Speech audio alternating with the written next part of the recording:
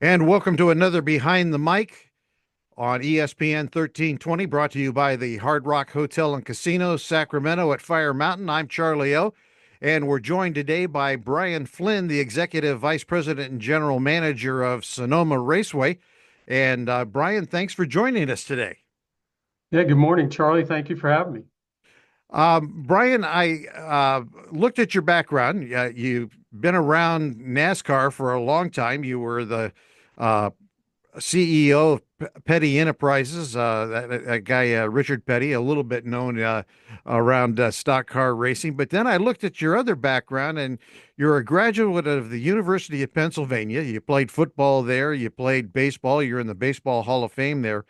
And I don't think about a guy going to an Ivy League school and winding up in NASCAR. Now you get involved in sports, maybe go to an Ivy League school. I think about maybe interning for the Yankees or going, to Boston and the Red Sox or something. So how do you go to the University of Pennsylvania and wind up in stock car racing? Yeah, that's a long story and over a longer period of time. But the Bechtel family, as my in-laws were deeply involved and worked for the Bechtel family, and one of the Bechtels, Gary Bechtel, back in the I'll date myself, back in the early '90s, was trying to go racing in Charlotte, North Carolina, and my brother-in-law introduced me to Gary and Carolyn, and next thing you know, we moved to Charlotte to go run their race team for a couple of years. Had no business running a race team, stick and ball sport guy. Uh, I grew up in Miami, so we moved, and after 2 years, I went to work for the Cat in the Hat for 24 years, and couldn't have been a better ride. And now I'm very privileged to work for the Smith family. I've got two out of the three pioneers in the sport, so I'm pretty blessed. That's pretty wild. So you went in a direction that you probably never ever planned to go in then. Yeah, I mean, we knew Richard Petty, Dale Earnhardt. Just you couldn't not know if you're in the sports world. You hear about that casually. And my parents were from New York, so they went to Islip Speedway on Saturday nights, and that's about the extent of our racing background. But when I got into the sport, it's pretty crazy how similar the competition part doesn't change across. They're the same across all the sports. So you get up. The only difference is in NASCAR, the circus comes to town. Everybody competes every week at the same venue, or they rotate venues, but they all show up and 42, 43 drivers try to beat the heck out of each other to cross the finish line on the last lap, as opposed to the traditional sports where two teams play in a city on any given day. The whole sport comes to town, like they're going to come to Sonoma in a couple of weeks, and that rotates around 36 times a year. So it's pretty cool. Now, I do want to jump back for just a second because you're a member of the Baseball Hall of Fame at the University of Pennsylvania. We just concluded the men's college World Series. Did you get a chance to watch any of the games between LSU and Coastal Carolina? I did. I'm a big college baseball guy, and my former high school baseball coach was the former coach at LSU, Paul Maneri. And so we have an attachment to LSU. My brother-in-law and sister-in-law, my sister-in-law went to LSU, and her brother pitched for LSU, won a national championship under Skip Bertman. So we like the Tigers. And yeah, I watched it. It was a great series. Yeah, as a matter of fact, I was very happy. I'm a big fan of college baseball, and I was really happy to see that it drew a large television audience, a larger audience than what they've gotten in the past. So I was really glad to see that it drew such wide national support this year. So that was exciting to see that happen. So let me just ask you, because you've had such a background with stock car racing, what have you seen as the major differences in the growth of stock car racing over the period of time since you got involved with Petty, and now as the general manager of a track. What's the biggest difference that you see in stock car racing now than when you first got involved in it? I mean, that's a really good question. So over 30 plus years, I've seen a lot. Coming in the sport in the early 90s, I think it was just it was very popular, but then it really took off in the mid to late 90s as they grew. It was primarily a Southeastern regional sport, and the Petties and Junior Johnson and all those guys were entrenched. Obviously, Bill France, senior then junior, were steering the sport, and R.J. Reynolds really took the sport to another level from a sponsorship and partnership standpoint. And then television, if you remember back in the late 70s with the big fight, the Daytona 500 with Cale Yarborough and the Allisons, and that just raised the visibility. And then corporate partnerships started to come in a bigger way. And then the track operators, primarily the France family and the Smith family, started to move the sport west and all over the country, if you will. So we added Texas and Las Vegas. Sonoma was already out here. They added Fontana in Southern California, and then filled in Chicago. So they filled out venues across the country, and it just exposed more people to the sport. And then the television deal took it into another era in the early 2000s. And I think we tried to be everything to everybody. And it had to go through a natural evolution. And I think now the sport's in a really good spot. It's level set.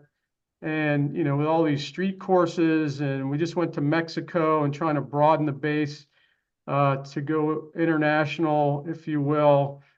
The younger demographics important. You know, it's interesting. The affinity to car has changed with, you know, Uber and the younger generation, and transportation is all the same, but it's very different. So that has an impact on the sport as well. So I don't think there's a magic bullet or a single answer to that, but it's definitely evolved. And, you know, we like to call it motortainment. And, you know, it's a mix of, you know, competition is first and foremost, with the auto manufacturers, partners, teams, tracks. Everybody's working hard to put on a great show. We call it a show. Richard Petty, we go, what time's the show? It's just been that way for a long time. And, you know, I think our accessibility to the driver and the fan, you can get in the garage area and touch the drivers, and that's hard to do. And I think that's what differentiates the sport. You know, in the end, we were talking about the NBA earlier, and baseball and football and soccer. It's just hard to touch the athlete for any number of reasons. It's not good or bad, but it makes our sport that much more approachable. Brian, that's a great point. How has NASCAR maintained that availability? I try to tell people this because I've had the privilege. I grew up in Ohio, and my dad took me to races. I've been to Michigan. I've been to the old Brickyard 400. I've had the privilege of being around NASCAR, and I try to explain to people that one of the things that makes it so fun is that you actually get up close and personal with the athlete. You get up close and personal to the car. And even as it's grown so immensely popular, you are still able to get that up close experience with everyone, with the drivers, with the mechanics, with the owners, with everything else. Is that by design? Has it just been a natural thing that continues to develop, or is it intentional? Oh, it's very intentional. I think going back to my former boss, if you will, he led the league and set the standard. Richard Petty, when they raced back in the day, in the 60s and 70s, they were going to short tracks mostly, and they would have to wait after the race to get paid their prize money. So really, the Petty family, which is very indicative of the time, Junior Johnson and all Cale Yarborough and David Pearson, and they were racing to earn a living. And Lee Petty, instead of farming, he raced, and they made money, and they used that to survive. So they had to wait for the prize money to be paid by the promoter at the end of the event. So they'd be sitting on the track waiting to get paid, and all of a sudden fans started coming up to get autographs, and Richard Petty would just sign autographs until he got paid. And then he quickly realized that the fans are paying the admission to come to the race, and therefore that's how the promoter is able to pay the competitors for the show, for their services, if you will. And he made that connection very early on, and it never left him. And he's the ambassador, the icon of the sport. And I used to go on hundreds of appearances with him, because he had many, and there'd be 300 people deep waiting for his autograph, and he'd give me the look, and that I had to walk to the back of the line to make sure that the fans at the end of the line knew that they might not get an autograph, because it was that important to him. He didn't want to disappoint anybody. So I'm kind of digressing here to your question, but in the garage area, NASCAR is purposely, and it's harder now because it's just harder, but it's still very accessible, and they want it that way because that is a differentiator. And our fans are so great and so loyal, that's what that connection is very, very important. Well, in a shameless plug here, one of the things that you guys did for us is that we were able to give away some tickets to the race coming up for NASCAR, but it also includes track passes on Sunday. So the winner not only is going to get the experience of seeing, which I get very excited about because I've been to NASCAR races, and just the experience of the race is absolutely incredible because you can't describe what a NASCAR race is like. You have to see it because the seeing the high speeds, the close racing, the excitement of that is something that you can't just describe. It's something that has to be experienced. But to also be able to have the experience of having the track pass and being able to go in and out of the garages and being able to be around and be able to see all of that on top of that just enhances that experience. And we're so excited about the fact that our winners are going to get to be able to see that. And we have some people that have won that it's going to be their first track experience. And I'm really excited for them because I know that they don't know what they're about to experience. And so it's really exciting, and it's always fun to talk to them afterwards because they have kind of a glow about them because they don't know what they're going to experience. So it's very exciting to see them get that NASCAR experience. Yeah, it's so visceral, as you know, and it just tugs on the senses and the thunder. And the greatest analogy I like to make is when the fans get to go in the garage area and or driver introduction in the hauler, you're in the locker room, right? So you're in the locker room of an NFL team, but you're in the locker room of NASCAR, and you get to see all phases of that. So if you think about it, so when the San Francisco 49ers play the Chicago Bears, the Niners play what, eight or nine home games, and it's their home locker room, and everything's the same, and they have their protocols. Well, at NASCAR, when they roll in here on Thursday night or Friday morning, all the teams roll in, they line up, there's an order, and their shop from North Carolina is brought here on wheels, their mobile shop with two cars. They use one. Hopefully, they don't have to break out the backup car. And everything they need has to be on that truck to make sure they practice, qualify, and are able to race and compete to try to win the event. So fans get to see that. They get to see there might be 4 engines on a truck and all the bolt bins, and there's a little kitchen area where they can grab and go. because there's a schedule and a protocol. They come in and they stick to the schedule, and then they've got all these different milestones: practice, qualify, tech inspection, all that stuff, and then they line up Sunday morning and prepare the car. There's checklists. They're wrenching on every bolt to make sure a $5 part doesn't cost them the win. And it's amazing. It's an amazing protocol when you really get to see that. And I think the biggest reaction is that I've heard over my career is I had no idea, right? I had no idea the level of,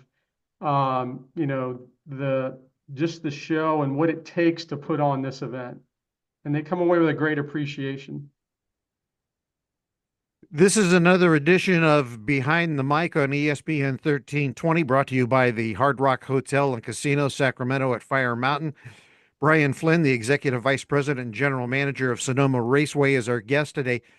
Brian, we want to get to talking about the month of July because so much is going to be happening at the raceway. But before we get there, I want to talk about everything that happens at the raceway before July, because I think we tend to think about, well, there's two things that happen at Sonoma: NASCAR and the drag racing.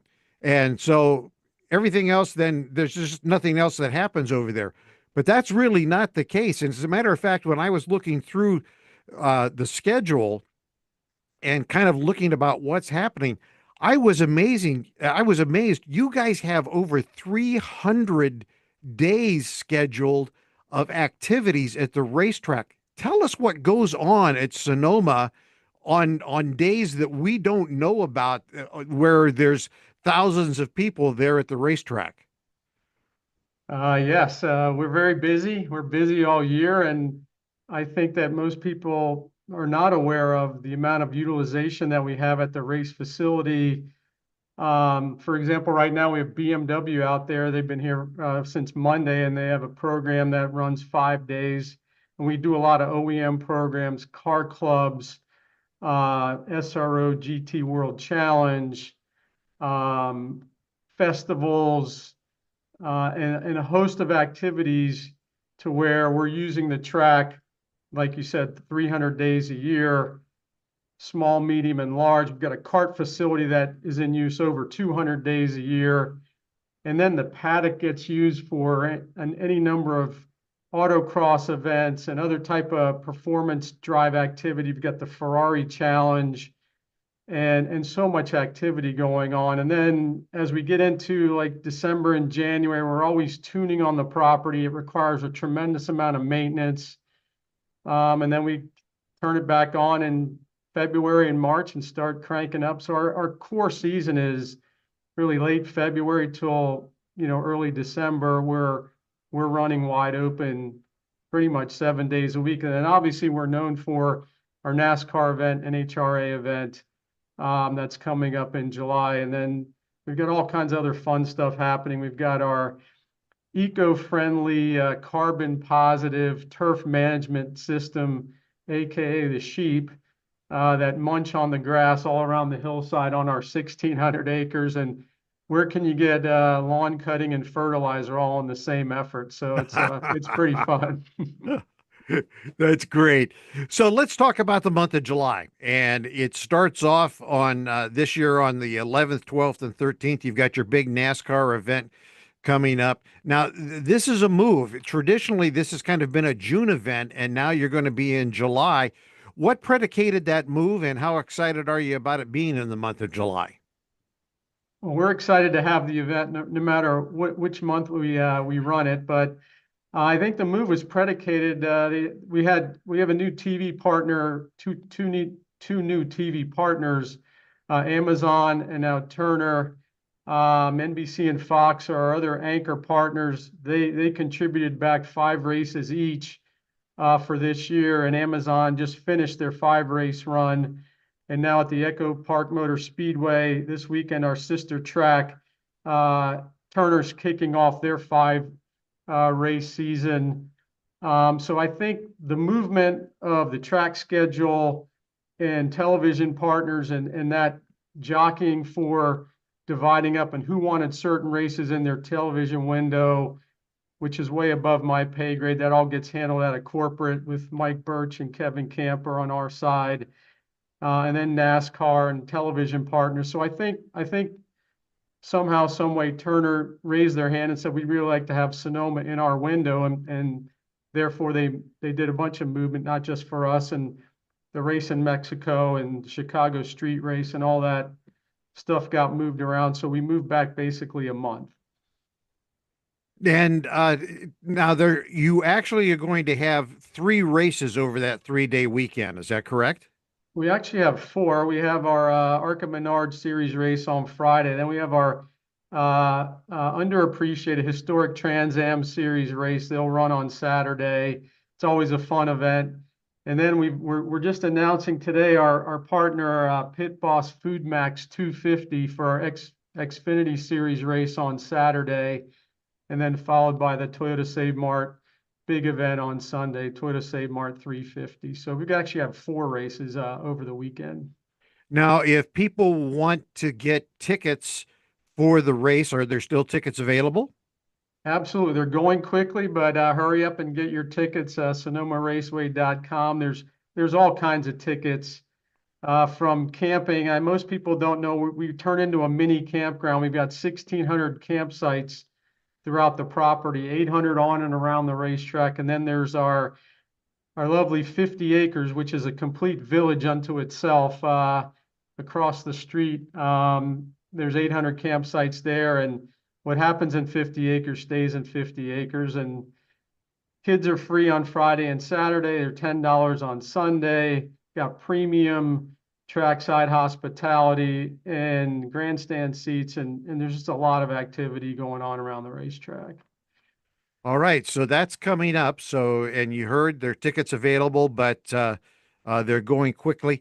One thing I'd like you to talk about, I've heard you mention it in other interviews, but I'd like you to just kind of, we're going to assume that we've got some people here watching that aren't familiar with the track.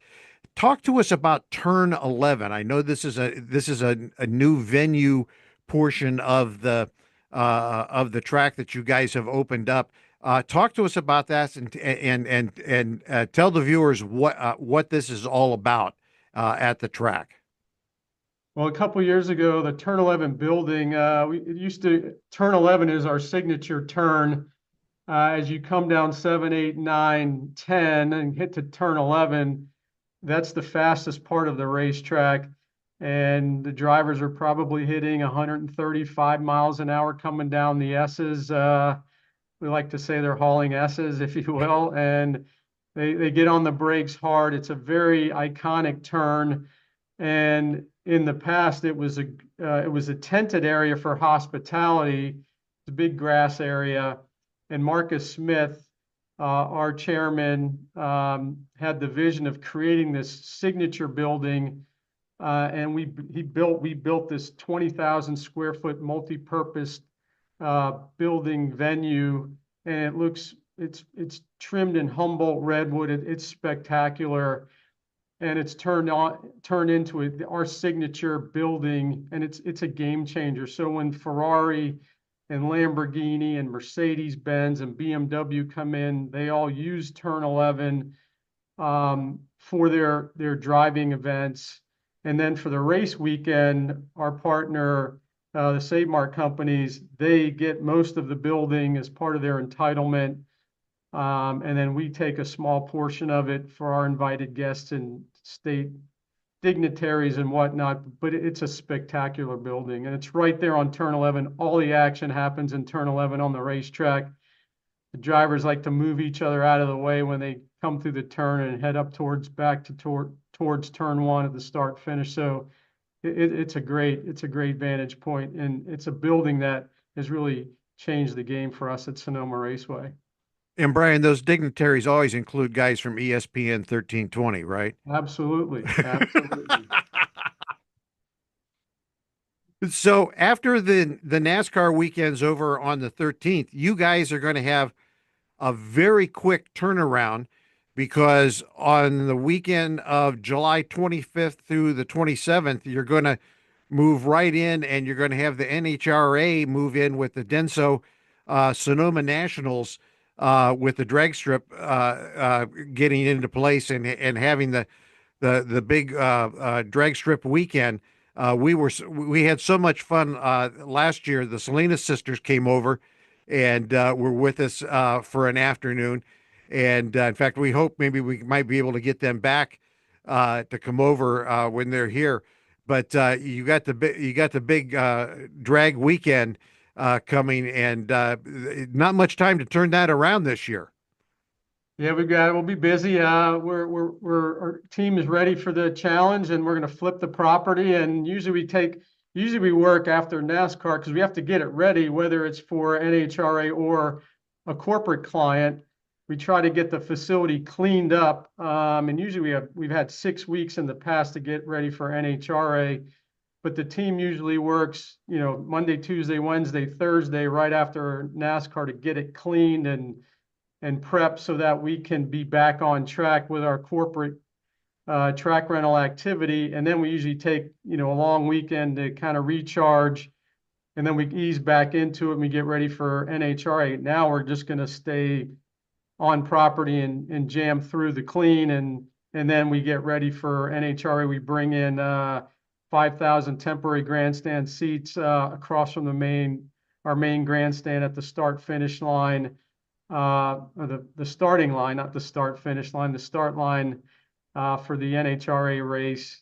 And then we just clean the property and flip it and get it ready. And they roll back into town. Usually Wednesday, they arrive Wednesday, Tuesday night, Wednesday they start on Friday, Saturday, Sunday, July 25, 6, and 27. So we'll be busy. And that is also a great weekend of racing. I've been having a chance to watch some of the events in some of the other locations, and it's a very competitive NHRA season so far this season. They've been having some wild events so far. It's been awesome. If you haven't been to a drag race, you want to talk about horsepower. I mean, 10, 12,000 horsepower. The starting grid I've done it a couple of times in my career. It'll shake your teeth. It's unbelievable. And how they make one run, they'll come back, they tear the engine down, tear it apart, put it back together, and then get back up for their next, whatever run it might be. And talk about fan access. You get even more fan access in the NHRA garage. You're like standing right on the rail watching them disassemble, the Top Fuel drag race engine or funny car or whatever. It's incredible. Yeah, it is something else, and Brian is not exaggerating when he's talking about them tearing an engine down and reassembling it in between runs. It's nuts. I mean, I don't know how they do it. 45 minutes. Yeah, it's just phenomenal. It's motor mechanics at a level that is just unbelievable. And Brian, unless I miss my guess, there might be tickets available for that event. Tickets are available. SonomaRaceway.com. Come get them. Come out and see us. It's a great way. It's a great way to see So NASCAR, Friday, Saturday in the Xfinity Series race, we may have 20,000 people. Sunday at NASCAR, 45,000 people. NHRA is a solid 15,000 people for 3 days in a row. And it's just a great way to see the property so you can get around. It's very fan friendly. It's spread out over the course of the day, so you can come at any point and really not miss anything. And it's just a great way to see the property. That's great. Well, Brian, thanks for taking the time to be with us today, and we appreciate you filling us in about what's happening. We look forward to being around the events every year, and we appreciate you guys being partners with us as well. And we wish you nothing but good luck for the weekends for NASCAR and NHRA this year in July. Yeah, thank you very much. We really appreciate your support, and thanks for having me on this morning. So this has been another Behind the Mic brought to you by Hard Rock Hotel Casino at Sacramento. at Fire Mountain. I'm Charlie O. He's Brian Flynn. Thanks for watching, and we'll see you again soon.